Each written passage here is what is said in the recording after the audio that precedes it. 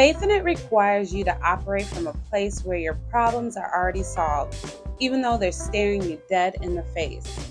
You're choosing to believe for better despite your circumstances. As I watched my bank account dwindle down to E, and I was like, God, I don't want to go back to the workforce. I don't want to go back into the classroom. I was stressed. All I wanted to do was sit in his presence and soak in his word. And God reminded me, he's like, you surrendered. You are my child. I'm going to take care of you. So I'm going to need you to step up your faith and trust and believe. And guess what I did? I trusted and believed. It was beautiful. Like, my bank account was up $54 and God provided right on time. He gave me what I needed to continue this race, to be able to do full-time ministry, to be able to soak in his presence daily. And I was so grateful. And so what I had to do was faith it till I made it. Like, I just kept moving. I kept putting one foot in front of the other. I took in his word. I studied it.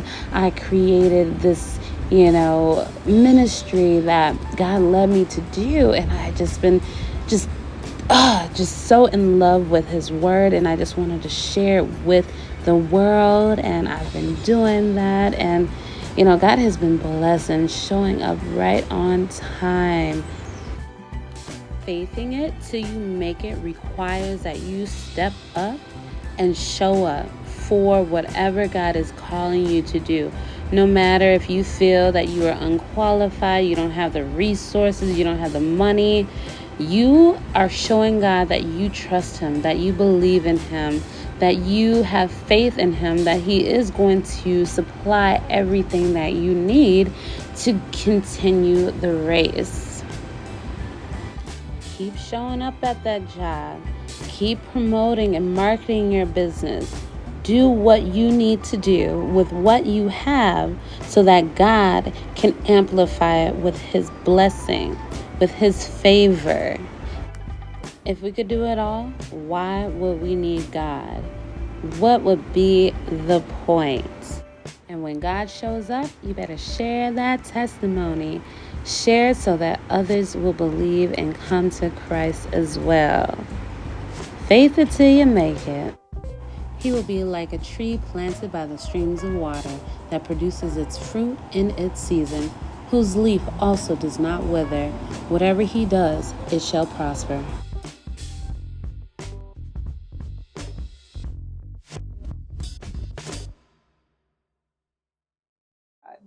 Hey y'all, welcome back to my channel. I'm CicelyRenee and I'm super excited that you are here. For those who are subscribing and coming back, I appreciate y'all. Thank you so much. And those who are new, welcome. I hope you find this content to be amazing and bless your soul. Here we talk about faith-based lifestyle, living your best godly life, well-being, mentally, physically, all of that, and also creative wellness. So I do a lot of creative workshops to help people connect or build their relationship with God on a deeper level. Faith in it requires you to operate from a place where your problems are already solved, even though they're staring you dead in the face. You're choosing to believe for better despite your circumstances. Yeah, that's in chapter 5, and it's actually called Faith It Till You Make. And one of the things that she doesn't hear, I used to do, and I'm like, why did I stop doing that? And it was funny because I recently brought that up maybe like a few weeks ago. So in here, she talks about creating an assistant, even though she is the assistant. And so just a fake virtual assistant.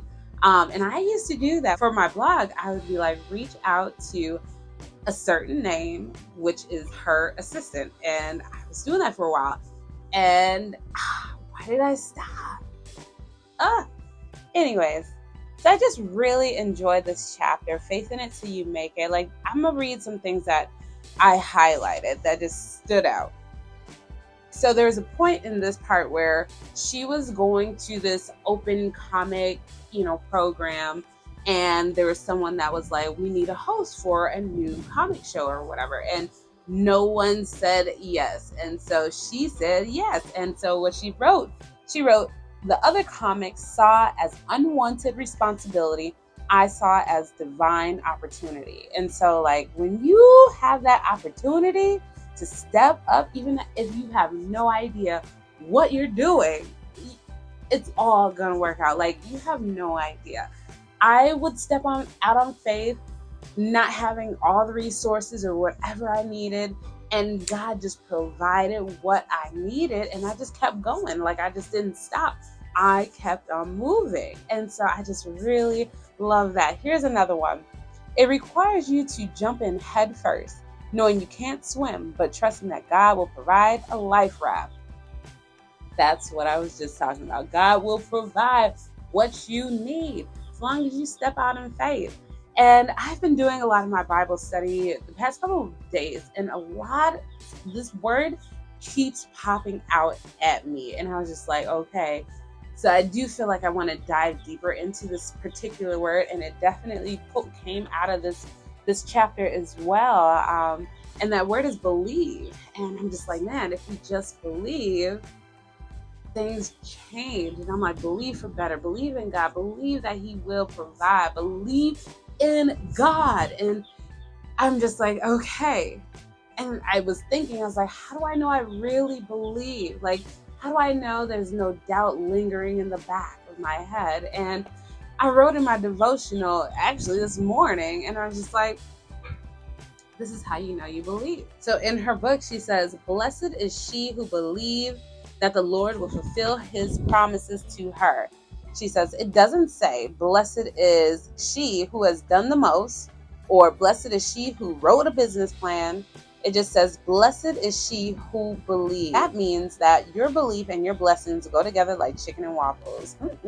So just believing in God. Oh, I just thought that was awesome. I'm really loving her story. I love that I feel like I can hear her voice as she is talking to me, right? And I'm just like, oh yes, sis. Like I said in the last video, it seems like a girl time, girl chat. And I'm just like, let's do this.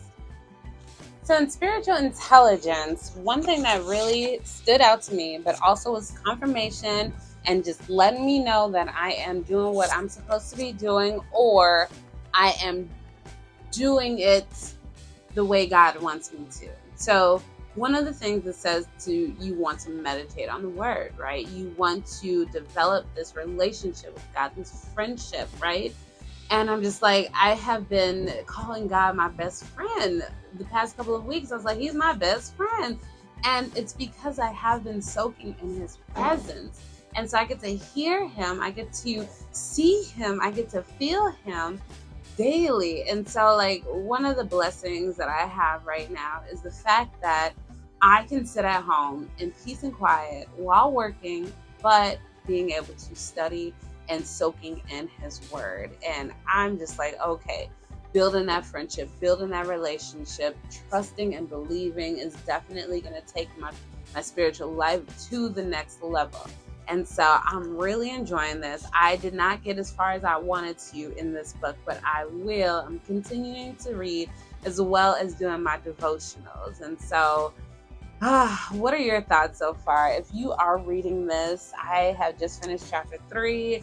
I'm in chapter 5 or 6 in Bamboozled, and I'm just having the time of my life. And so, like, if I can wrap up this video, I guess the biggest thing that stood out to me is, like, if from both of these books put together, is if you're not spending time with God, you're not going to be able to hear Him. You're not going to be able to trust Him. You're not going to be able to have faith in Him. Like, if you do not know who Jesus is, your Lord and Savior, if you don't understand His characteristics, if you don't understand who He is to you, who He is to the world, and develop that bond, then you're not going to be able to walk in faith. You're not going to be able to hear Him on a deeper level. You're not going to have that spiritual intelligence unless you are in the Word.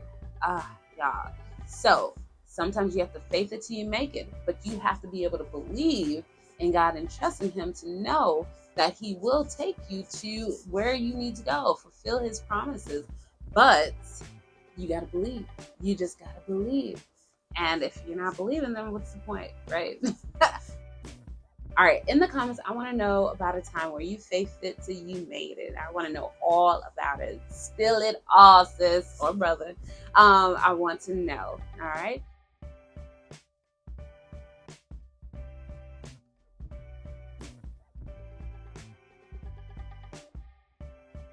So I'm so excited because I don't know if I talked to y'all much about my book yet, but I have published a book called Living with God in a Season of Ambiguity. And this talks about me in the time from closing down my bookstore to where I'm at right now. And so I went through a pruning season. I went through a deep reflection, changing of lifestyle, and just so much change happened. And I wrote about it in this book, and I take you through it. There's reflection questions, there are scriptures, and so much more. And I just find that I think this will bless your soul in any season, okay? And so I also have this book too. It's called My Happy Place, and this is 30-day creative journaling prompts.